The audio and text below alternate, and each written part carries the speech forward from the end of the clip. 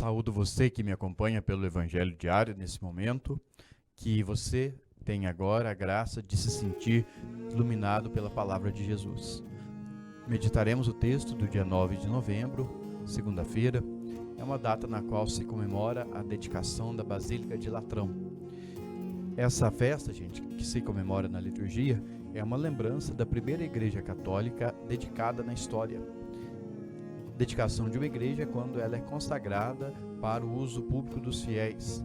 Então, feita essa comemoração, a igreja quer relembrar a necessidade de que ela própria, a igreja, seja sinal vivo de Deus na terra. Dito isso, ouçamos o texto. Que o Senhor esteja convosco. Ele está no meio de nós. Anúncio do Sagrado Evangelho de nosso Senhor Jesus Cristo, escrito por São João. Glória a vós, Senhor. Estava próxima a Páscoa dos judeus, e Jesus subiu a Jerusalém. No templo, encontrou os vendedores de bois, ovelhas e pombas, e os cambistas que estavam aí sentados. Fez então um chicote de cordas e expulsou todos do templo, junto com as ovelhas e os bois. Espalhou as moedas e derrubou as mesas dos cambistas, e disse aos que vendiam pombas: Tirai isso daqui, não façais da casa de meu pai uma casa de comércio.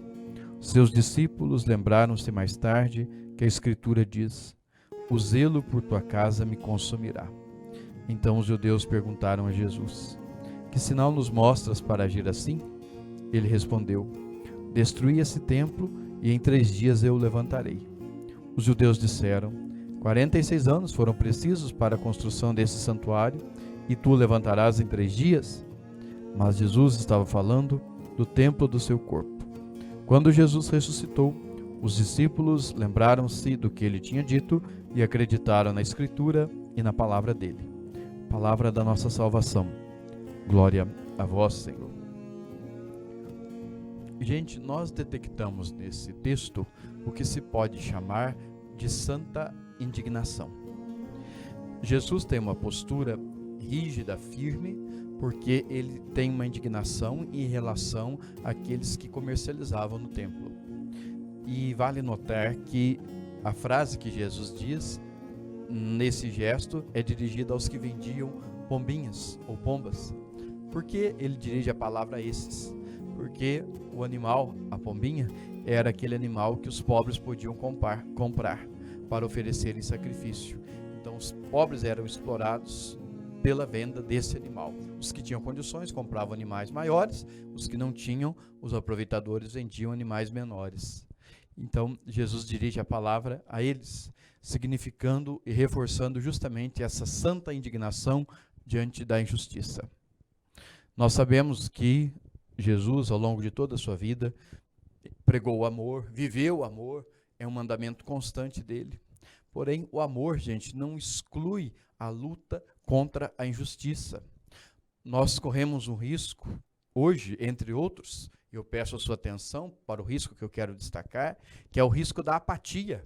Nós ficamos tão envolvidos em redes sociais, em joguinhos de computador ou de telefone, em coisas supérfluas, e nós vamos nos envolvendo de uma forma tal com isso e com os nossos afazeres, que a gente deixa de empenhar tempo na luta contra a injustiça.